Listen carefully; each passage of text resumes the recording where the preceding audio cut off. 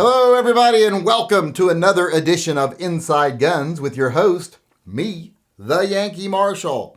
Today, I want to start this video off by saying Kyle Rittenhouse found not guilty on all charges.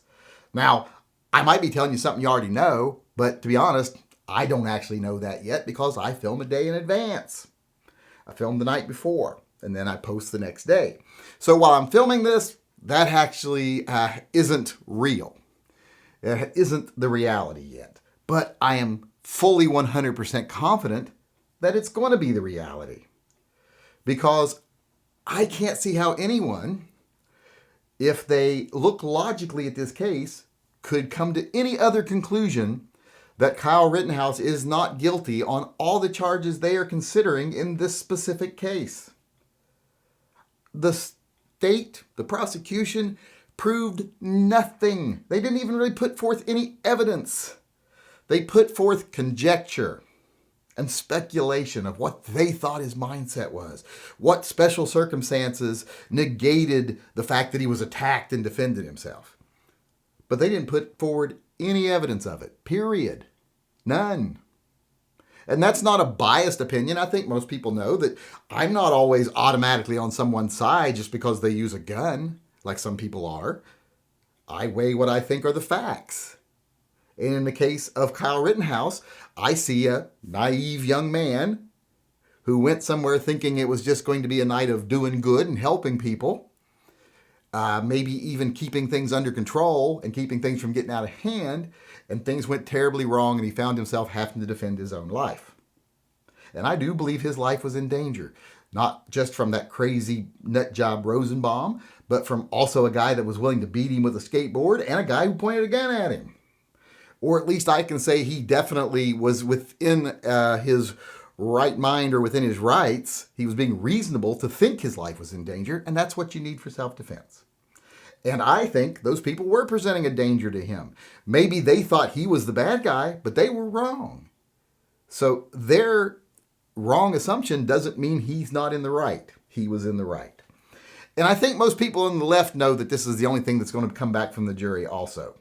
Because that's why they're doing all this. Oh, that's a biased judge. Oh, that's a biased jury. Oh, this is not a fair trial. And they're already doing that. And that's because they know, wow, there's no evidence here. If the legal system works, he's going to have to get not guilty on all counts.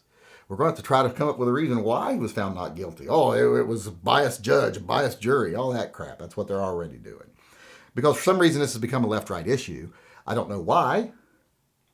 Because I would hope most people, and especially most people that are on Kyle's side here, are so because they looked at the evidence and they said, innocent kid got attacked while he thought he was doing something good, defended his life. I just don't see any outcome other than that. And I don't think that's a left or right issue. Like I say, I try to be unbiased in these things. When someone uses a gun properly, I defend them. When they use one improperly, I condemn them. I've shown that multiple times. I was not a fan of, what's his name, that shot Trayvon Martin, I believe is the right name. George Zimmerman. I didn't defend him at all. I don't think he should have been convicted of murder because there was no proof. Once again, I don't think he had the best of intentions when he went after the kid, but there's no proof of what happened. So his story, that's what we had to take. So I thought he should be found innocent, or at least not guilty because no evidence. In this case, I actually think Kyle Rittenhouse didn't do anything wrong. I think it's obvious he didn't do anything wrong. I think he defended his own life. And I think the jury's going to see that too. Now, a lot of people are worried because, like I said, as the time I'm filming this, the jury hasn't come back with a verdict because they didn't do it the first day. And a lot of people are like, oh my God, that means some people think he's guilty. That's not necessarily what it means. Stay calm. Don't panic until a bad decision actually comes out, which I don't think it will. But it's often the case where in a deliberation like this, you don't want to come back the first day. You want to take time to go over it. Even if you know from the second you walk out of the jury box and back to the conference table, you know this person's guilty, this person's innocent. You still say, hey, this is a major trial. This is a major charge. A person's life is at stake here. Let's go over everything. 2 or 3 more times, confirm what we feel, and make it look like we're really making an informed decision that we labored over. Because optics is a thing, especially when something is so political. So I wouldn't worry about the time they're taking. That doesn't seem that outrageous to me. It's just that, sometimes you got to look like you took something very seriously, and I think they are taking it very seriously. But like I said, I don't see any option to come back other than not guilty on all these counts. So if it's already out by the time this video airs, and he's not guilty on all counts, well then I probably shouldn't have told you that I didn't know that at the time of the filming. But if something happens that the verdict is not out, well, just know I'm so confident that I'm putting this out now. Not that that means anything. I'm wrong a lot, but I don't think I'm going to be wrong on this. And if it turns out that they somehow find him guilty on something, well, then we'll be doing another video about what the fuck. But like I said, if you're a supporter of Kyle Rittenhouse, I think not guilty is going to be the only possible outcome. So hopefully it's come out before I film this video. Before I post this video.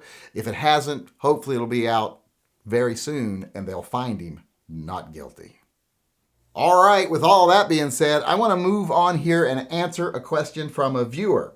This question came in to me during a live chat last night, and they asked me, hey, is it true that you should always download your magazines by one round to make sure the gun operates more reliably and that your magazines don't wear out quicker? Well, I have heard this from people too. So I know this person didn't just make this up. I've seen it over the internet for years.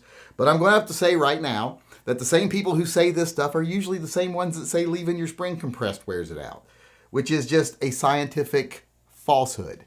That's not how springs work. And I personally have never seen a reason for that to be a carte blanche rule. In fact, it's the exception to the rule, in my opinion. There are some guns that you can't load all the way. But most guns, you can put every round in that magazine that it's made to hold. It's designed to hold that many. I've only personally ever had one gun that I can remember that I could not load the magazine fully.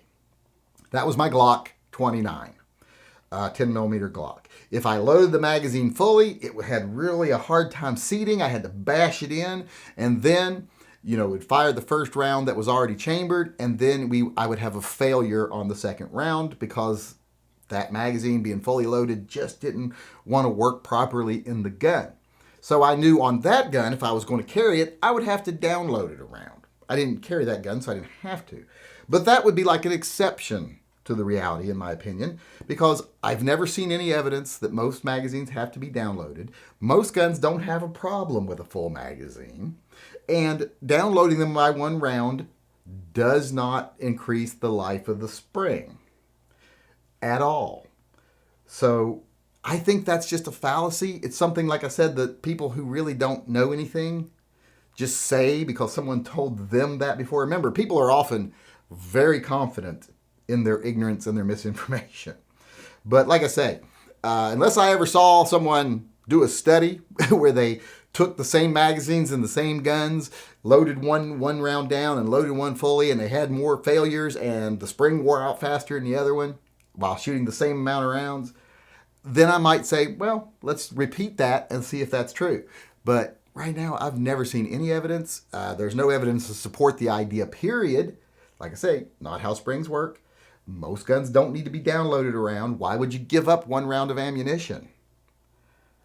Guns are meant to be carried. Why do you think manufacturers say 8+1? They don't just say 8 and then take one out for the chamber. They design those to hold a certain number of rounds. And I find that the people who say that they can't handle them, most of that is based on bad science and misinformation. So if you ask me, no, you do not need to download your magazines by one round. Don't give up any capacity. Unless you have a gun that you know doesn't reliably work if the magazine's full. But in that case, I'd probably never carry that gun. So at the range, it wouldn't matter so much. So I'm going to say right now that rule of downloading magazines is just pure internet bullshit. All right, everybody, with that being said, I just want to remind everyone that we are doing Toy Guns for Tots for the whole month of November. We are taking donations, and anyone that goes over and donates $10 or more, for every $10 they donate, they will get one entry to receive one of the following prizes: a Sig Sauer Pig 320, as I call them, AXG Scorpion, a Kimber R7 Mako 9mm, one of their little micro 9mm polymer guns, or third place, a silver bullet.